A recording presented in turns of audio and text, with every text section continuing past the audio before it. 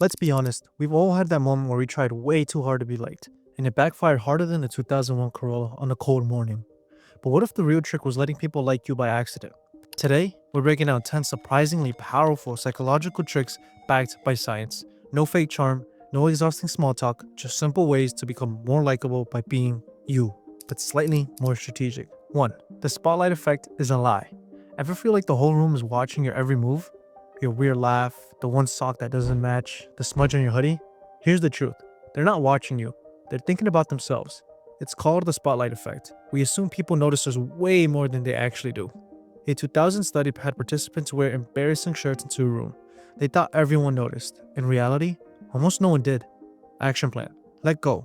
You're not on a stage. You're in a crowd. No one is watching as closely as you think. The faster you learn this, the faster you'll speak up. Saying what's on your mind and not fearing the room laughing at you will help you overcome the spotlight effect, so you can make that move without the fear of embarrassment feeling bigger than the risk of the action. Don't let fear hold you back. You're not under a spotlight, you're living your life. 2. Get in sync. Ever notice you and another person across the room both have your arms crossed? That's mirroring, and it's not copying, it's being in sync. Psychologists call it the chameleon effect. Humans naturally imitate people we like. But here's the kicker. We also tend to like people who imitate us. Action plan. Match their posture. Sit back if they sit back. Lean in if they lean in. Smile when they smile. But don't make it obvious. It should be a subtle and slightly delayed action. Beyond physical mirroring, use nonverbal techniques like matching their tone. If they're calm, you're calm. Don't be the one laughing at a funeral. And don't forget to mirror their tempo and expressions. Gradually speak faster if they speak faster. Learn and appropriately match their vocabulary. Remember this, the art of mirroring is subtle, gradual, and natural. Don't do it all abruptly, or you'll be a robot. Mirroring isn't manipulation, it's respect. You're saying, I see you and I want to be on the same page together. 3. Find your happy place. No, really, as humans we need real connection. It can be hard to find this at work, and sometimes we just need to get out of the house.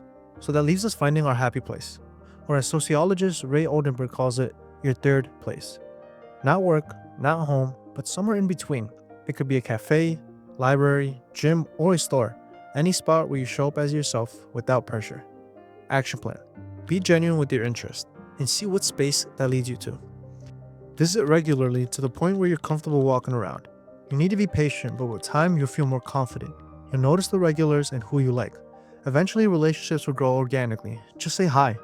These spaces will build something deeper than anticipated. Familiarity, community, and connection with time. 4. Use their name. There's one sound that lights up our brain like Christmas in July. Our own name. It activates the medial prefrontal cortex, the self-identity hub in our brain, and it makes us feel seen. That is why professionals like top salespeople and great leaders always remember to use your name. It builds instant connection and trust. Action plan. Next time you're in a conversation, open strong. And if you use the name early, it creates a subconscious sense of familiarity. Even a quick, hey Marcus, builds warmth. Mid-convo, pair it with a compliment. That's a solid point, Maya. It ties our identity to something positive. And each time they remember this conversation, they remember that positivity. Finally, end with a personal touch. Catch you soon, Jake has more emotional weight than see ya. And with the possibility of that being your last interaction, you want to give it your best shot. If you do it correctly, you won't be overdoing it, but subtly dropping it. You're not a robot, you're reminding them they matter. 5. The Ben Franklin flip. My favorite trick by Mr. 100. Ben Franklin had a political rival who hated him. Did he debate him? Shower him with compliments? Absolutely not. He asked to borrow a book. Yup, a book. The rival lent him the book, and then somehow they became friends. Why, you may be asking? Because of something called cognitive dissonance. The brain thinks, wait, why would I help someone I don't like? Oh no, do I like them now? It's backed by the classic Frestinger and Carl Smith forced compliance study, where participants were paid $1 or $20 to lie and say a boring task was fun. Strangely, those paid only $1 rated the task as more enjoyable. Why? Because their brain couldn't justify the lie with only money, so they changed their belief to resolve the discomfort. In social life, it's the same. When someone helps you, their brain eventually says, I must like them, or I wouldn't keep helping them. Action plan. Ask for a microfavor, a recommendation, or an opinion. It makes people feel helpful and useful, and the brain does the bonding work for you. 6. Respectful touch builds connection, but only if it's welcomed. Touch is powerful. It's a form of communication. Used right, it creates real emotional bonding by triggering oxytocin, the trust hormone. Remember hugging that girl in high school? The tingly feeling you got? It likely was oxytocin. But when touch is used wrong, it's weird. So listen closely to these safe touch examples. Lightly tapping their shoulder when you're laughing. A quick forearm brush during a moment of agreement. A friendly pat on the back when parting ways. Always read the vibe. Always. This trick works only when it feels natural and invited. 7. Your body speaks before you do. There's a common misconception that first impressions are solely based on the words that leave your mouth. But before you say anything, your body has already introduced you. Slouched shoulders, crossed arms, shifty eyes. That's you saying, I'm not open for convo, I don't feel safe here. But walked in relaxed, shoulders back, and genuinely present, you're saying, I'm here, approach me.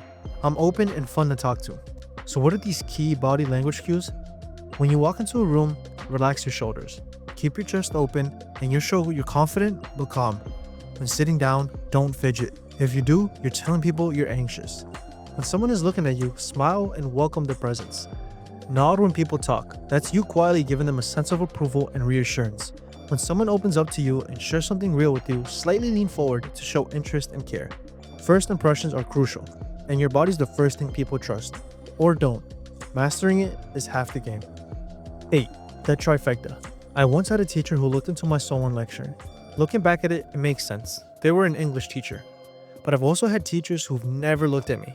Made me feel non-existent. So what's the move? Use the triangle method. You make a triangle on the other person's face to ease the pressure of eye contact. Look at one eye for 3 seconds, shift to the other for another 3 seconds, glance briefly at their mouth, repeat as needed. Fair warning, this method can be used to flirt, so as the great Uncle Ben said, with great power comes great responsibility. But if you struggle with eye contact, it keeps the interaction natural without feeling like a staring contest or nervous avoidance. This will help you be present without pressure. Perfect for introverts, crushes, or just normal humans who don't want to look weird.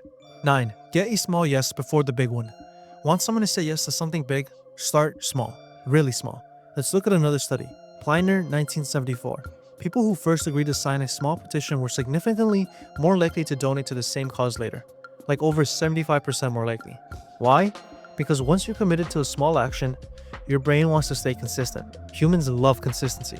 That consistency builds trust and safety, both in others and in yourself. Action plan. Start with micro agreements. Ask for 1 minute of input, not 30. One favor, not 5. Space out the ask. Let the first yes sit before you come back for more. Momentum also needs breathing room. Link the ask to identity. If someone helps you with the design choice, say you've got a good eye for this. Now they feel like a designer and are more likely to help again. Each small yes builds trust. It trains their brain and keep agreeing with you. That's when you ask the big question. 10. Build connections. For others.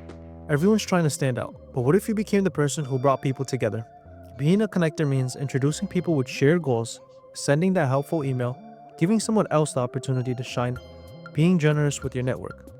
When you create connections instead of chasing it, your social value multiplies, and people remember how you made them feel, not how loud you were. Conclusion. So yeah, no fake charm, no tricks to make you feel like a dancing dog, just real, fact-based ways to become someone others want to be around. Start small, ask for help, mirror naturally, use their name, let go of the spotlight, be consistent with small yeses, use space, presence, touch, and body language with care, build real community, and link people when they least expect it. Drop a comment, which one of these hit home for you the most? Let's build a space where connection feels easy, honest, and fun.